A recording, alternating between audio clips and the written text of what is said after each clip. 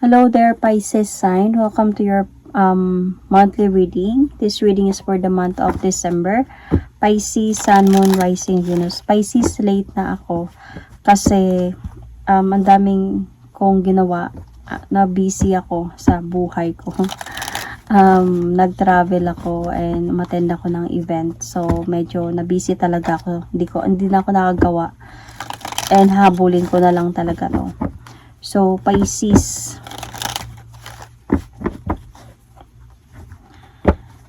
December love reading for Pisces, Sun, Moon, Rising, Venus.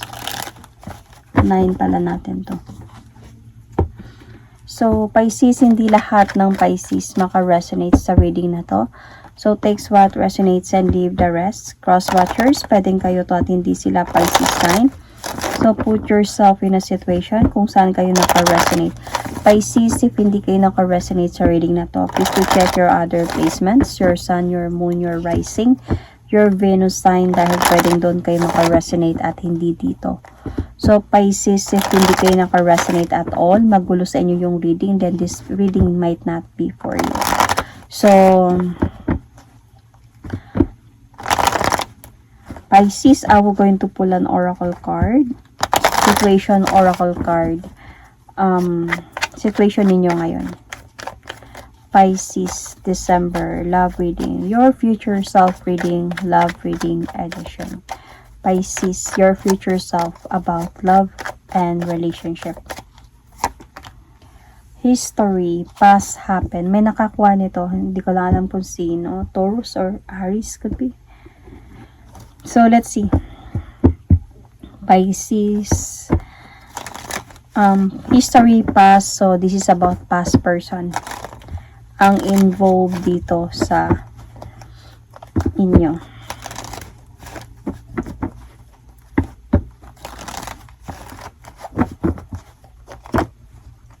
Pisces, December, love reading. Pisces, Sun, Moon, Rising, Venus. Pisces, Sun, Moon, Rising, Venus. Pisces, December, love reading.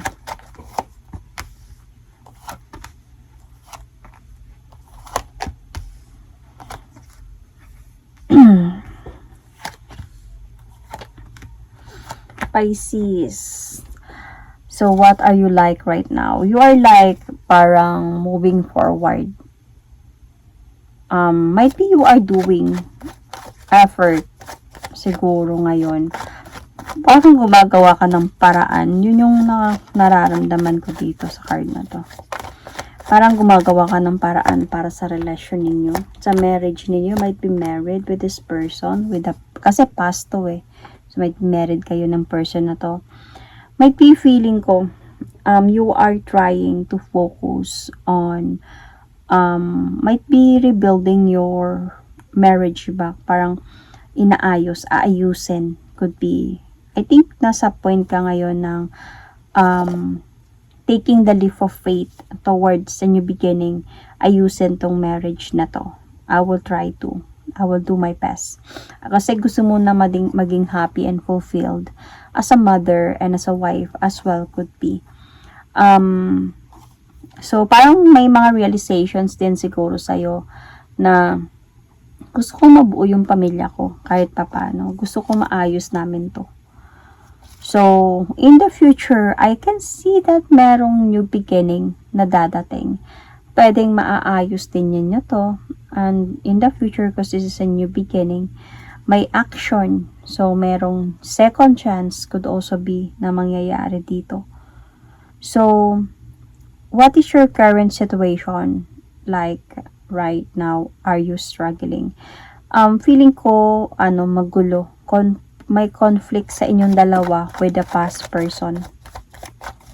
So, may pagtatalo na nangyayari sa inyong dalawa ng asawa mo could be. So, it doesn't have to be asawa to. Pwedeng live-in to. Pwedeng in relationship lang din. Okay? Depende kung saan kayo naka-resonate. So, may nangyayaring pagtatalo dito sa inyo. But you really want na kahit ganito yung mga nangyari sa inyo, gusto ko talaga na mabuo pa din yung pamilya ko. So, kumaga ngayon may mga realizations sa'yo in a way nang parang nahihirapan ka pa din mag-move on. Kahit pa siguro na nagtalo kayo, nagalit ka, iniwasan mo siya, kinausap ka niya, hindi mo siya kinausap. May mga ganun, di ba? Pero na-realize mo na ayoko ng ganito. Gusto ko buo yung pamilya ko. As a mother, as a wife, gusto ko buo yung pamilya ko. Para sa mga anak ko, ganyan. So, kasi past to eh. So, parang ang hirap nito pagdating sa relationship. So, what you need to spend less time on so that you can evolve as a person. So, I think it's more on, kaysa sa gagawa ka ng paraan, gagawa ka ng anything, gagawa ka ng way para mabuo kayo ulit. I think, mas maganda kung uunahin mo to sa sarili mo, Pisces.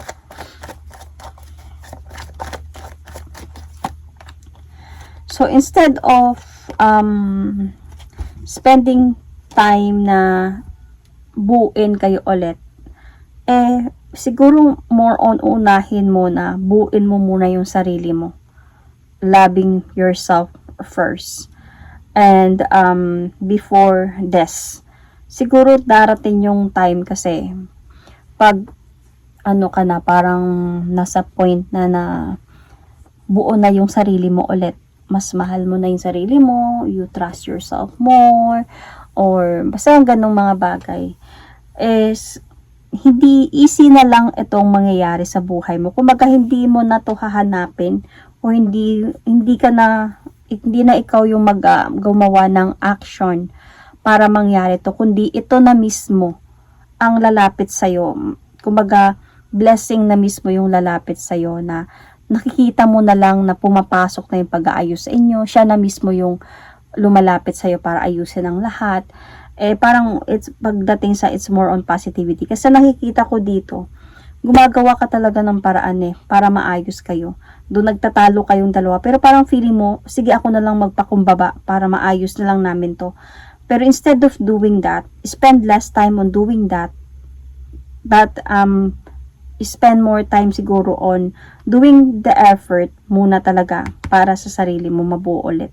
Kasi para ito na lang mismo yung lalapit sa'yo. Kumbaga, makikita mo lang na kumbaga na-align ng maayos yung buhay mo.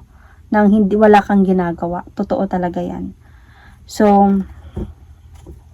kaysa sa ganito ngayon, na-stress ka, sobra kang nakafocus, na bahala na kung anong mangyari, nagtatalo kayo, pero pinipilit mo yung sarili mo na ayusin to, ayokong masira yung pamilya ko or something, lalong nagiging komplikado, lalong nandyan yung jealousy, nandyan yung sabi natin na nandyan yung parang what do you call this? Possessiveness, controlling, because pinipilit mo na ayusin natin to.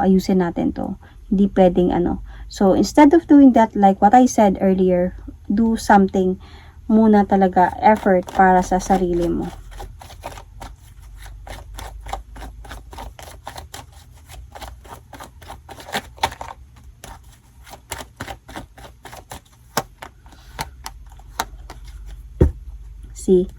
Kasi lalo ka lang mapapagod in a way, lalo ka mapapagod sa kakaantay, lalo ka lang masasaktan, at lalo lang baka maiirita yung asawa mo, lalo lang may mga potential na ganun 'di ba, yung parang mas lalo natin pinipilit yung isang bagay, mas lalo tayo nasasaktan, mas lalo natin dinidiin yung sugat para lang siya gumaling, mas lalo tayong nasusugatan. So, instead of unahin natin na to take care of the wounds.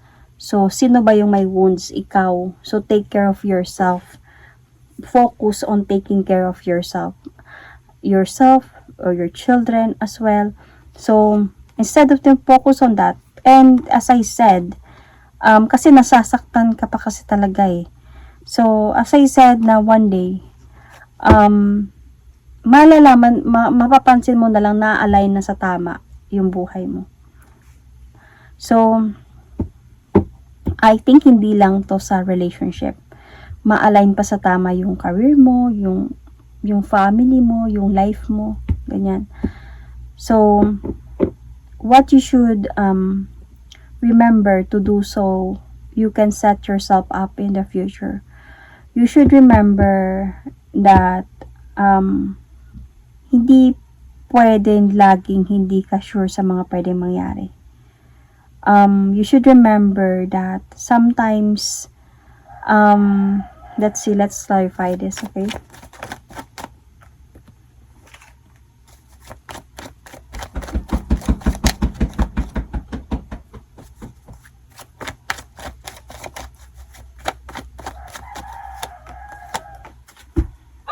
Okay. So, I think ang sinasabi dito is you should remember na pag-isipan mo muna ng mabuti yung mga ginagawa mo. Okay? Huwag masyadong magmamadali sa mga desisyon na gagawin mo. Kasi dito you are taking the leap of faith eh. Parang bala na kung na mangyari, gagawin ko to, ayok masira to. So, instead of doing that, kailangan mo muna talaga na makisaguro sa mga gagawin mo. And wag laging emosyon yung pinapairal. Kasi you are very sensitive eh. Masyado kang sensitive and more on emotion talaga yung pinapairal mo. So, minsan kailangan din yung parang nag-uusap or nagkakaintindihan yung sarili mo. I mean, yung isipan tsaka emosyon mo. So, might be pwedeng talk to this person and na I will going to give you space. I will going to give us space. Ayusin natin yung sarili natin pareho. Ayusin ko yung sarili ko. Ayusin mo din yung mga pagkakamali mo, sarili mo. And one day, aayusin natin pareho itong pagsasamang ito. So, pwedeng yun, mangyayari yun. Kaysa sa pipilitin ang lahat, lalo lang magkagarambulan kayong dalawa, lalo lang magtatalo, mag-aaway dahil yung mga pinipilit, 'di ba? Lalo lang hindi maganda yung nagiging outcome. Kaysa go with the flow ka. So, what you should let go of to become the best version of yourself. I think you should let go of yung palagi kang sobrang nakafocus. Sobra kang nakafocus dahil ito talaga yung gusto ko, pwedeng ganito. Hindi naman to para sa lahat ha. Cross-watchers, pwedeng kayo to. So, pwedeng ganito yan eh. Sobra kang nakafocus na gusto mong ayusin na namin to. Dahil gusto mong manalo sa laban na sabihin na natin may other person na na-involved dito. Gusto mo manalo talaga. Kaya pinipilit mo na hindi dapat tayo ayusin at tuntubuin natin to. Gusto ko, ako yung manalo. Gusto ko ipakita sa kanila na ako yung asawa, ako may karapatan, ako yung pipiliin pa din. So, instead of doing that, sobra kang nakafocus, sobra kang masyado kang nag-i-stalk, masyado kang nakiramdam, masyadong ganyan. Instead of doing that, mas better na maglalaylo ka. At dahan-dahan kumbaga, dahan-dahan parang dahan-dahan lang hanggang sa mapunta ka sa point na mananalo ka. So yun, what you should let go of doing that. And what does your future self want to give you credit for? And this is the good news is your person do love you. Mahal ka naman ng asawa mo. And, so mga pagkakamali niya, kasi past person mo to, sa mga pagkakamali niya sa'yo, hindi pa din nawawala yung pagmamahal niya sa'yo. So, meron pang potential talaga ma-accomplish mo pa to. Gaya ng nakita ko sa future, na pwedeng ma-accomplish mo pa to, na magkaroon pa ng second chance. In a way, itong pagsasamang ito.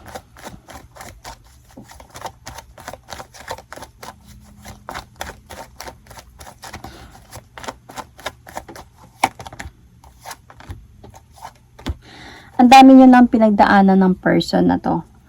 And sa point na parang siguro hindi lang siguro muna siya nakipag-usap siguro sa'yo. Siguro gusto niya muna ng peace of mind. Siguro gusto niya muna mapag-isa. Gusto niya muna mag-searching to find the right path. Hanapin muna yung sarili niya. Pwedeng naglalakas loob siya ngayon na parang feeling mo wala na siyang pakialam. Feeling mo is with someone else na. But then, nakikita ko kasi dito, mahal ka naman niya. Nabadrip lang talaga siya totoo sa mga nangyari sa inyo, sa mga pinagdaanan, may issue ninyo, ano man yung pagtatalo ninyo. Nabadrip talaga siya. Hindi niya na-appreciate talaga to. Pero that doesn't mean na hindi ka niya mahal. Alam niyang isang araw, mababalik. Kumbaga, magkakaroon din ng katahimikan itong pagsasama ninyo dalawa. Kasi mahal ka naman niya eh. So, ito yung gusto ng future self mo na malaman mo, mahal ka niya at maayos din yung mga nawasak sa yung dalawa. So, wag mong madali ng lahat ng bagay. Mas maganda na tunan mo ng pansin na ayusin din yung sarili mo. Kasi, pwede sabihin natin, mahal ko naman yung sarili ko, hindi ko naman pinababayaan yung sarili ko. Hindi yun enough. Like, physically, it should be emotionally, mentally, and spiritually. Hindi madali mahalin yung sarili. That, hindi yun ganun ka-easy. Kasi pwedeng mahulog ka pa din sa patibong ng buhay in a way if hindi enough yung pagmamahal mo sa sarili mo. It's not about being selfish.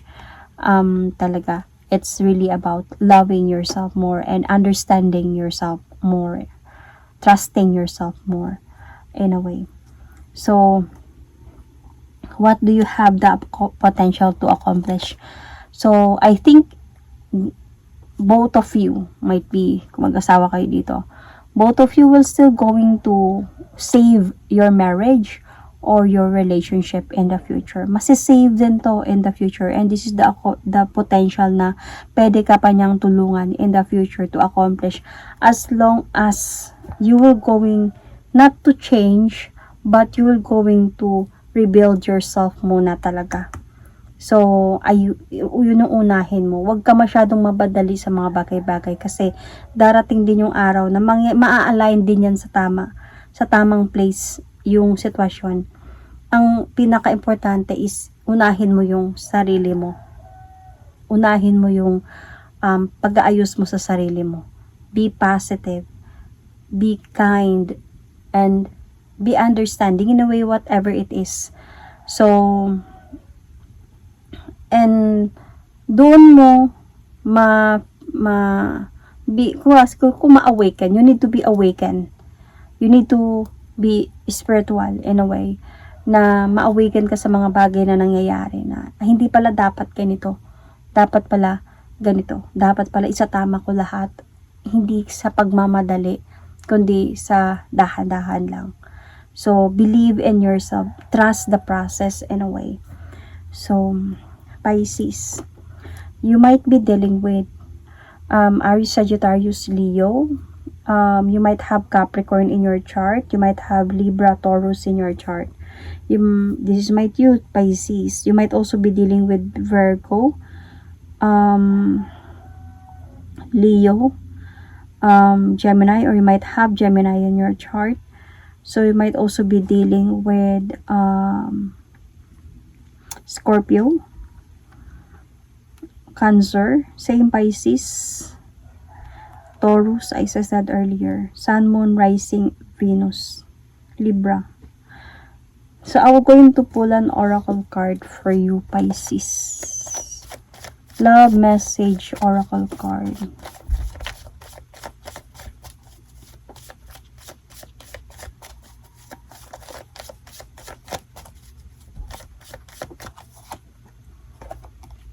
Passion.